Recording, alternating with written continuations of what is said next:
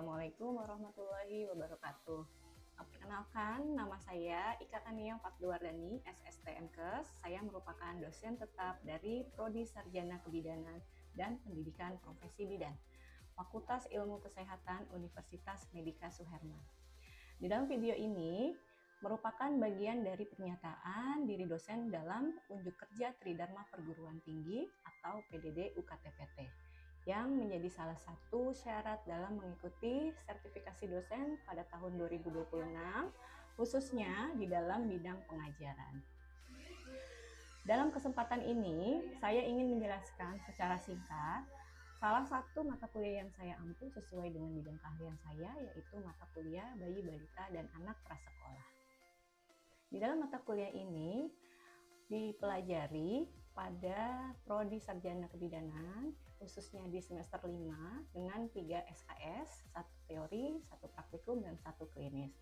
Dalam pertemuan ini, saya akan menyampaikan materi secara teori dengan metode pembelajaran yang digunakan itu meliputi small group discussion, kemudian ada studi kasus, dan menggunakan juga video pembelajaran untuk stimulasi tentang pijat bayi. Di dalam mata kuliah ini dirancang untuk membekali mahasiswa agar mampu memahami, menjelaskan, dan mengidentifikasi konsep asuhan pada bayi, balita, dan anak prasekolah, kemudian melakukan pemantauan tumbuh kembang bayi, balita, dan anak prasekolah, serta melakukan manajemen asuhan pada bayi, balita, dan anak prasekolah. Adapun topik yang akan dibahas pada pertemuan kali ini adalah mengenai stimulasi dan deteksi dini pertumbuhan, perkembangan anak, serta intervensi dini gangguan tumbuh kembang anak dan balita. Di dalam proses penyampaian materi ini, saya akan melakukan evaluasi secara langsung yang akan melibatkan interaksi antara mahasiswa dengan dosen yang tujuannya untuk direct assessment berupa pertanyaan singkat yang dapat dijawab secara langsung oleh mahasiswa. Untuk memastikan ketercapaian dari subjek PMK pada mata kuliah ini, saya akan menjabarkan serta melaksanakan teknik dan indikator penilaian sesuai dengan RPS, di mana teknik yang digunakan itu berupa teknik non-tes, yaitu soal studi kasus yang dilengkapi dengan indikator bobot 20% sebagai summative assessment. Halo, Assalamualaikum. Waalaikumsalam.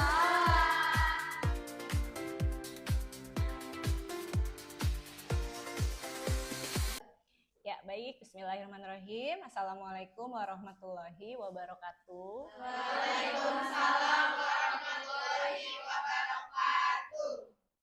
Ya, alhamdulillah ya, pada hari ini kita bisa berkumpul dengan kondisi sehat walafiat untuk mata kuliah bayi, balita, dan anak usia prasekolah. Nah, untuk pertemuan kali ini kita memasuki di pertemuan ke-9 ya. Nah, nanti untuk di pertemuan 9 itu mengenai stimulasi ya, stimulasi tentang bagaimana kita melakukan deteksi dini ya untuk tumbuh kembang anak, bayi, balita, dan usia prasekolah, kemudian serta bagaimana kita memberikan intervensi secara dini jika ditemukan mungkin masalah pada tumbuh kembang anak ya. Oke, sebelum kita masuk ke dalam materi, mungkin kita atau saya akan itu dulu ya. Silakan masing-masing untuk bisa melakukan absensi terlebih dahulu di e-kampus ya, di halaman LMS. Kita masuk ke materi ya. Nah, untuk yang materi tadi ya, stimulasi untuk deteksi dan intervensi tumbuh kembang pada bayi, balita, dan anak prasekolah. Nah, kira-kira kenapa nih? Kan nanti kalian akan menjadi seorang calon bidan ya, sebentar lagi menjadi seorang bidan ya. Nah, kira-kira kenapa materi tentang stimulasi untuk mendeteksi dan melakukan intervensi itu kenapa harus dipelajari sebagai seorang bidan? Oke, silahkan siapa yang bisa menjawab? Ya. Agar bidan mampu memantau tumbuh kembang anak, Ibu. Oke, betul. Sifah. Agar kita tahu stimulasi apa yang diberikan kepada Ya, betul. Ada lagi? Ayo, Siska. Untuk mendeteksi secara dini adanya penyimpangan tumbuh kembang anak dan agar dapat segera dilakukan intervensi yang tepat. Ya, betul. Ada lagi? Pendapat lain? Untuk mencegah keterlambatan berkembang menjadi lebih berat. Ya, betul. Ada pendapat lain? Oke, cukup ya. Ya, tujuannya kenapa seorang bidan itu harus bisa menguasai ya bagaimana kita memberikan stimulasi, kemudian intervensi apa yang harus kita berikan. Nah, intinya supaya nanti kita sebagai seorang bidan bisa mendeteksi secara dini ya, mengenali secara dini masalah yang mungkin terjadi pada saat tumbuh kembang anak gitu. Sehingga kalau misalkan kita tahu permasalahan atau warning di awal ya, itu bisa kita berikan intervensi secepatnya sehingga tidak terjadi masalah yang lebih serius lagi, khususnya untuk tumbuh kembang anak. Nah, nanti kalau misalkan ada permasalahan pada tumbuh kembang anak, nah itu akan beresiko terjadinya stunting, misalkan gitu ya, adanya keterlambatan bicara seperti itu, rujukan gitu ya. Nah, ini ya tugas bidan ya. Kita melakukan pemantauan tumbuh kembang anak, mendeteksi secara dini, memberikan stimulasi dan menentukan intervensi apa yang sesuai gitu ya. Nah, selanjutnya ya. Tadi mungkin pertanyaan di awal ya. Kemudian contoh kasus ya. Ini belum masuk materi ya. Kita ini di awal dulu nih ya supaya kalian bisa bisa berpikir, bisa meresapi apa yang permasalahan yang ada mungkin di lahan atau di lapangan ya, di masyarakat. Jadi untuk contoh kasusnya di sini ada balita usia 24 bulan, dia datang ke posyandu ya. Nah, dia kalau berat badannya dia sesuai dengan kurva pertumbuhan ya. Artinya berarti normal, tidak ada permasalahan untuk di berat badannya, ya pertumbuhannya normal. Nah kemudian tetapi untuk perkembangannya si anak tersebut belum bisa merangkai atau belum bisa menyebutkan dua kata yang sederhana, ya usia 2 tahun ya. Nah kemudian pada saat melakukan komunikasi atau interaksi dengan keluarga itu tidak ada kontak mata. Ya, nah kira-kira dari kasus tersebut apakah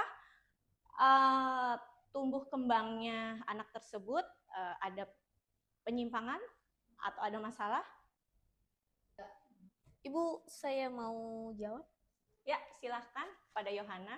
Oke, Ibu tadi kan permasalahannya di sini ada yang dimana izin Bu. Tadi izin untuk mengulang lagi berat badannya normal, lalu habis itu tapi belum mampu menyusun dua kata sederhana dan kontak belum ada kontak mata ya Bu, jarang melakukan kontak mata ketika diajak berbicara. Di sini yang harus pertama dilakukan tadi adalah untuk screening menggunakan KPSP, lalu memberikan stimulasi dan edukasi kepada orang tua Ibu, melakukan evaluasi sesuai dengan pedoman SDIDTK Bu, serta merujuk anak apabila ditemukan tanda bahaya seperti kurangnya kontak mata atau hasil KPSP yang menunjukkan adanya penyimpangan.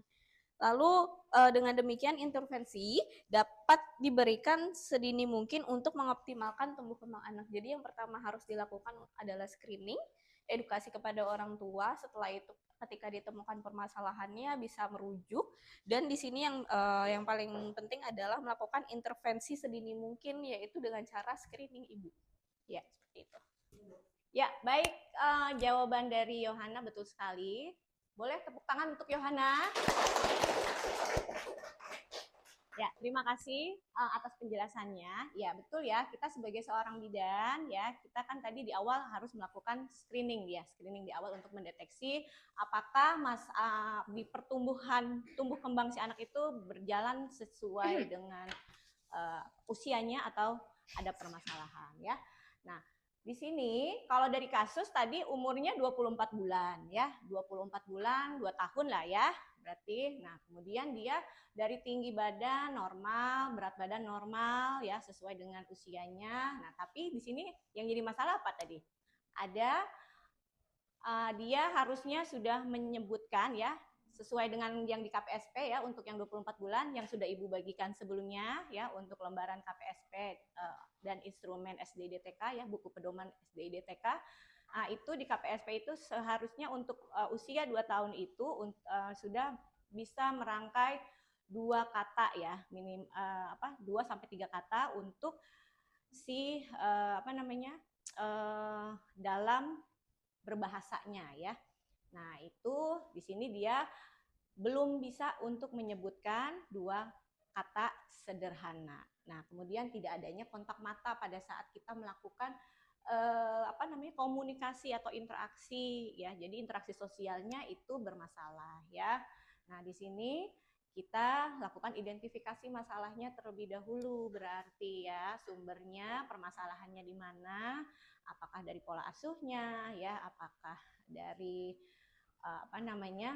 penggunaan misalkan dari pola asuh tadi ya, misalkan penggunaan gadget yang terlalu lama udah untuk anak usia 2 tahun gitu ya.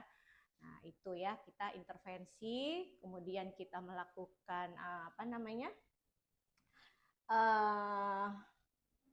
tadi dengan stimulasi ya, kita penkes atau edukasi kepada orang tua supaya mengurangi gadget, kemudian untuk bisa bermain secara langsung ya dengan anak gitu ya, misalkan bermain peran ya, jadi si anak tersebut terbiasa untuk mengucapkan kata-kata atau mungkin belajar merangkai kalimat gitu ya, seperti itu.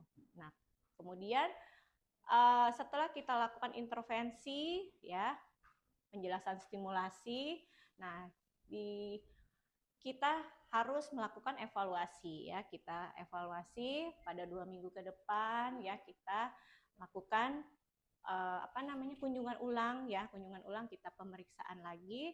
Nah, kita nilai ya apakah intervensi yang edukasi yang sudah kita berikan kepada anak tersebut, kepada orang tua, apakah sudah ada hasilnya atau belum, seperti itu ya. Nah, nanti setelah kita kunjungan berikutnya, kita evaluasi, ternyata masih sama hasilnya ya, tidak ada perubahan. Nah, mungkin kita harus lakukan pemeriksaan lebih lanjut ya, dengan melakukan rujukan ya, bisa ke dokter spesialis anak ataupun ke klinik tumbuh kembang ya. Karena ya itu tadi, di perkembangannya dia ada permasalahan ya. Kalau di pertumbuhannya anak ini aman ya, maksudnya sesuai ya, tidak ada masalah. Tapi di tahap perkembangannya itu ada yang tadi ya, tidak adanya konsentrasi atau tatapan pada saat diajak interaksi, dan tidak bisa mengucapkan 2 kata tadi ya. Nah, itu bisa ke arah istilahnya red flag ya. Nah, gitu mungkin ya. Oke, kita lanjut. Nah, untuk materi ini ya, capaian pembelajarannya ya, yang diharapkan ya, nanti masing-masing dari mahasiswa bisa mampu mendiagnosis ya, mengklasifikasikan dari stimulasi dan deteksi dini dari tumbuh kembang anak, serta bagaimana memberikan intervensi ya, intervensi dari masalah yang ada, masalah yang ditemukan ya. Nah, itu dilakukan secara tepat dan secara sistematis ya. Itu capaian pembelajaran kita hari ini ya. Nah, untuk metode pembelajaran, nah nanti ada small group discussion ya, ada case study, dan ada juga menggunakan video pembelajaran ya, mengenai stimulasi tumbuh kembang pada bayi, balita, dan anak usia prasekolah. Nah, untuk small group discussion nanti akan ada pembagian ya, dan studi kasus ya, pembagian kelompok untuk penugasan. Nah, nanti masing-masing kelompok nanti akan melaksanakan atau membahas satu kasus. Nah, itu yang akan didiskusikan oleh kelompok masing-masing. Oke, siap ya? Oke, semangat. Nah, untuk referensi ya, referensi yang digunakan ya.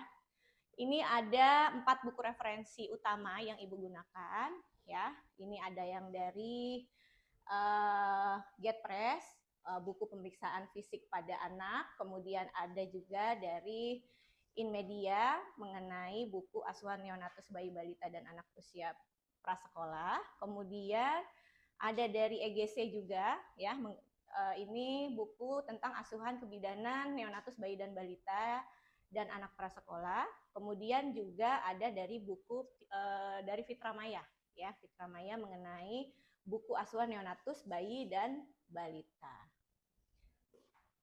Nah, untuk referensi tambahan ya, ini saya menggunakan jurnal dari pengabdian kepada masyarakat. Nah, ini saya sendiri ya untuk jurnal PKM-nya. Kebetulan saya mengenai pijat bayi ya, pijat bayi mengenai kualitas tidur ya. Untuk kualitas tidur yang sudah dilakukan di Desa Bantarjaya ya, Pebayuran, Kabupaten Bekasi ya. Ini PKM yang saya lakukan ini tindak lanjut dari penelitian yang saya lakukan sebelumnya gitu ya. Sama mengenai pijat bayi terhadap kualitas tidur juga di Desa Bantarjaya ya. Oke. Nah, di sini tumbuh kembang ya. Tumbuh kembang itu sama nggak sih? Tumbuh kembang. Kan sering ya dengar kata-kata tumbuh kembang, tumbuh dan berkembang. Nah, kira-kira apa? Sama nggak pertumbuhan dengan perkembangan? Berbeda. Pertumbuhan dan perkembangan itu memang berbeda ya. Untuk pertumbuhan itu adanya pertambahan ukuran ya, ukuran. Tadi Siva bilang ada penambahan berat badan ya, tinggi badan ya, kemudian lingkar kepala itu sesuai dengan usianya ya gitu ya. Nah, jadi dengan acuan itulah kita bisa memantau apakah pertumbuhan si anak tersebut sesuai atau ada penyimpangan gitu ya. Nah, itu dari kita menggunakan instrumen KPSP tadi ya. Nah, sedangkan untuk proses perkembangan ini lebih bertambahnya kemampuan ya, kemampuan dari tadi bisa dari motorik, sensoriknya ya, kemudian yang awalnya si anak tersebut tidak bisa berbicara, mengucapkan satu kata, ya sekarang bisa. Nah, itu ada perkembangan. Nah, dari situ kita bisa melihat dengan instrumen SDIDTK ini kita bisa menilai apakah ada penyimpangan dari tumbuh kembang si anak tersebut. Kita sebagai bidan tadi screening dengan SDIDTK ya, itu menggunakan kuesioner KPSP ya, KPSP disesuaikan. Kita lihat ya, kan sudah dapat ya masing-masing. Dilihat di usia 18 bulan ya. 18 bulan itu untuk perkembangannya ada apa saja. Nah, nanti di situ kita checklist si anaknya itu sudah bisa sesuai dengan kuesionernya. Untuk SDIDTK ini instrumennya ada KPSP.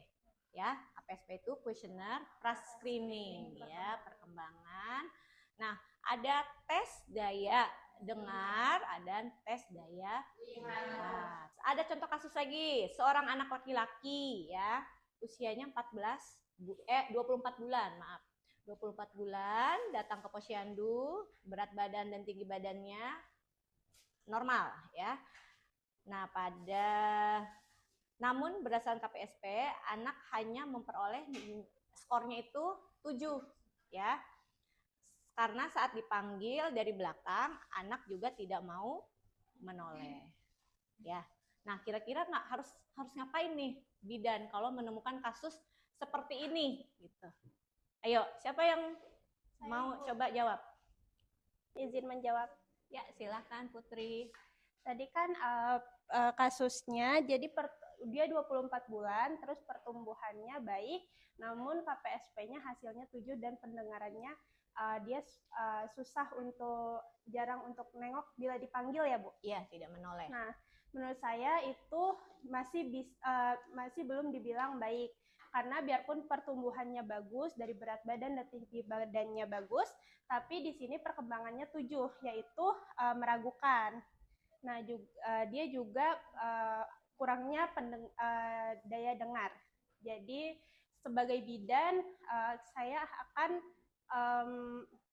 melakukan simulasi terlebih dahulu, lalu dipantau selama 2 minggu dan dirujuk apabila tidak ada perubahan, begitu Ibu.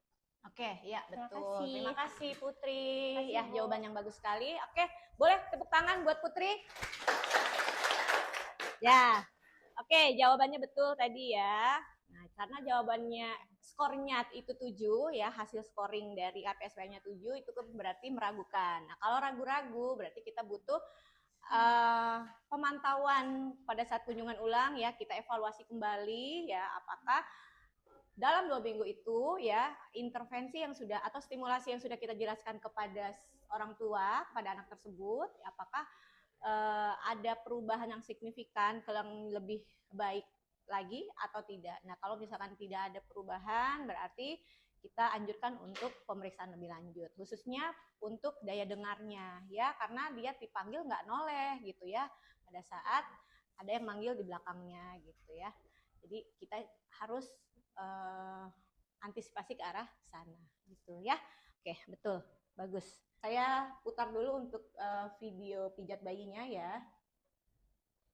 Kalau di video ini ada kita memberikan stimulasi dulu nih ya dengan mainan ya, mainan yang berwarna dan bisa mengeluarkan suara. Nah, itu kita juga otomatis menstimulasi daya dengarnya si bayi tersebut dan daya lihatnya ya, untuk warna-warna, untuk daya lihat dan dengar dengan cara digerakkan ke kanan dan ke kiri. Apakah dia mengikuti sumber suara gitu ya, sumber suara dari mainan tersebut gitu ya. Apakah dia melihat warnanya ke kanan dan ke kiri untuk matanya ya. Nah, apakah pada saat kita lakukan pada saat komunikasi dengan bayinya, apakah dia merespon dengan senyuman atau enggak. Nah, itu bisa menstimulasi dari ke arah sana untuk tumbuh kembangnya. Oke, dah nanti kalau itu ya untuk yang pijat bayi. Oke, kita masuk lagi ke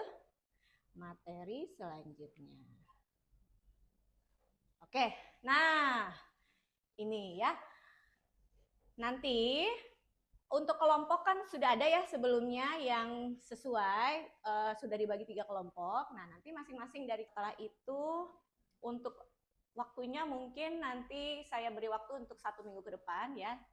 Jadi sebelum pertemuan berikutnya makalahnya sudah terupload di halaman e-kampus ya, di teori ya, di tugas teori di room 9 ya. Silakan nanti diupload di situ sesuai dengan kelompoknya masing-masing ya. Ini ada 3 kasus. Oke.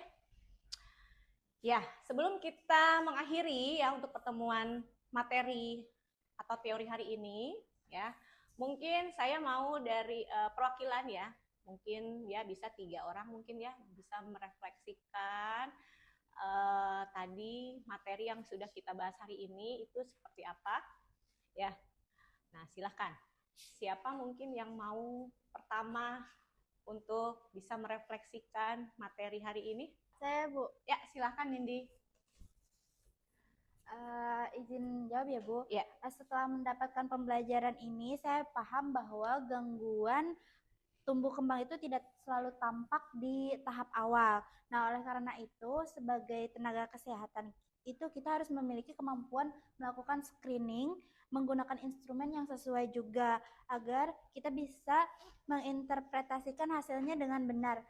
Saya semakin paham juga bahwa keberhasilan penanganan gangguan tumbuh kembang itu tuh memerlukan kolaborasi antar tenaga kesehatan, keluarga, dan masyarakat untuk mendukung tumbuh kembang anak yang optimal.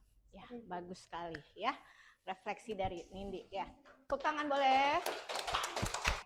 Oke, tadi teman-teman sudah ini ya merefleksikan materi dari yang sudah kita bahas hari ini ya. Nah, untuk tumbuh kembang ya. Tumbuh kembang itu memang harus dipantau, tidak harus misalkan harus bersamaan ya. Ini harus sejalan gitu ya, harus dipantau ya, tidak pertumbuhan aja, perkembangan aja, nah enggak seperti itu. Jadi harus beriringan kita pantau ya. Nah kemudian, dengan SDID TK ini merupakan upaya suatu yang komprehensif ya, berkesinambungan ya, dari stimulasi, deteksi dini, intervensi ya, sehingga bisa mengoptimalkan tumbuh kembang dari anak tersebut. Nah, kemudian di sini kita melakukan intervensi secara dini itu pasti tujuannya untuk melihat secara dini ya, apakah ada penyimpangan atau masalah dari pertumbuhannya atau perkembangannya gitu ya, dari masing-masing anak ya. Nah, kemudian di sini bidan perannya itu tidak hanya melakukan screening ya, tapi juga ada tugas bidan tuh, ada pendidik, kemudian konselor, peneliti ya, pelaksana, mengelola. Nah, dan pendampingan ya, pendampingan kepada ibu, anak, keluarga ya, supaya bisa memberikan stimulasi sehingga tumbuh kembang dari masing-masing anaknya ya itu bisa optimal ya. Oke, itu ya. Nah, jadi tapi intervensi yang digunakan itu jangan berdasarkan pengalaman ya, tetapi harus sesuai dengan evidence based atau bukti ilmiah. Oke? Itu ya mungkin untuk materi hari ini. Ada pertanyaan mungkin sebelum saya mengakhiri? Tidak, Ibu. Oke, kalau tidak ada, ya untuk pertemuan kali ini sudah selesai ya, dicukupkan. Nah, berarti masih ada PR tadi ya untuk penugasan ya, penugasan nanti untuk yang kelompok silahkan dikumpulkan sesuai dengan deadline-nya. Nah, ini kan untuk teori. Nanti kita ada praktikumnya ya. Nah, ada praktikumnya. Nah, nanti itu akan di jadwal yang berbeda untuk praktikumnya. Jadi, nanti kita pada saat praktikum nanti kita akan belajar bagaimana cara menggunakan instrumen KPSP ya, kemudian tes daya dengar, tes daya lihat ya. Nah, kemudian bagaimana kita bisa mengidentifikasi, menarik diagnosis ya seperti apa. Nah, itu nanti kita akan praktekkan secara langsung di laboratorium ya. Oke, mungkin itu aja ya untuk pertemuan kali ini. Terima kasih untuk peran serta ya dalam keaktifannya pada proses pembelajaran hari ini ya. Mudah-mudahan apa yang sudah diterima bisa bisa diserap dengan baik, kemudian sampai diaplikasikan di kehidupan nyata ya, atau nanti pada saat nanti sebagai bidan ya, gitu ya. Oke, mungkin itu ya untuk pertemuan kali ini. Ibu akhiri ya. Terima kasih semuanya. Wassalamualaikum warahmatullahi wabarakatuh. Waalaikumsalam warahmatullahi wabarakatuh. Terima kasih, Bu. Sama-sama.